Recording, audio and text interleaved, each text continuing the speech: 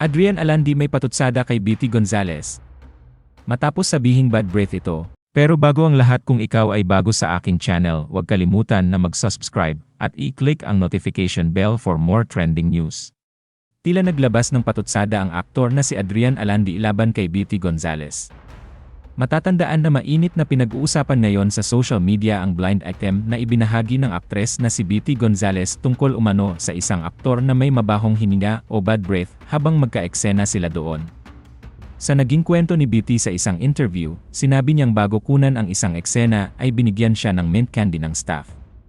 Noong una ay hindi pa umano niya ito pinapansin, ngunit kalaunan ay sinabi sa kanya na baka kailangan niya ito dahil sa amoy nagkanyang ka-eksena. Mas lalo naging usap-usapan ng naturang blind item matapos magbigay si Beauty ng clue tungkol sa aktor.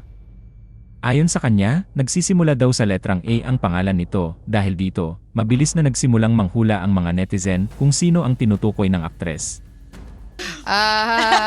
Starts with an A. Meron siya. Ang baho talaga.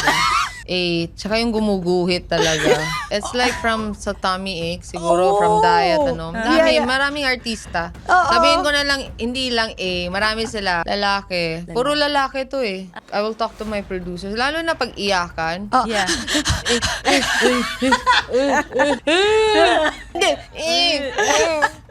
Hindi magandang iyak, girl. I would tell the producer, can you give him a candy?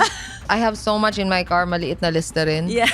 Pang giveaways. Yeah, you know what? The smell of that I'm smelling about right now is I'm about to faint right now. So I need some fresh air, and for you to have fresh air, you may go to the bathroom and brush your teeth. Isa sa mga pangalan na agad na dawit ay si Adrian Alandi na kilala rin bilang Luis Alandi.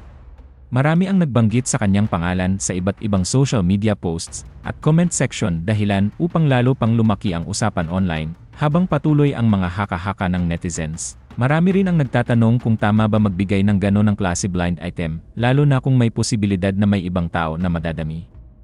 Ang ilan naman ay nagsabing natural naman na mag-react ang mga tao na pagbibintangan online. Ikinagulat ng netizen ang inireveal ang naging sagot ni Adrian Alandi matapos siyang i-mention ang isang netizen bilang umano'y tinutukoy sa blind item ni Beauty Gonzales. Okay ka na? Masaya na? Ang maikling komento ni Adrian na agad naging viral at pinag-usapan sa social media. Dahil dito, marami ang nagsabing tila patutsada umano ito ng aktor sa mga netizen na agad siyang itinuro kahit wala namang direktang pangalan na binanggit si Beauty.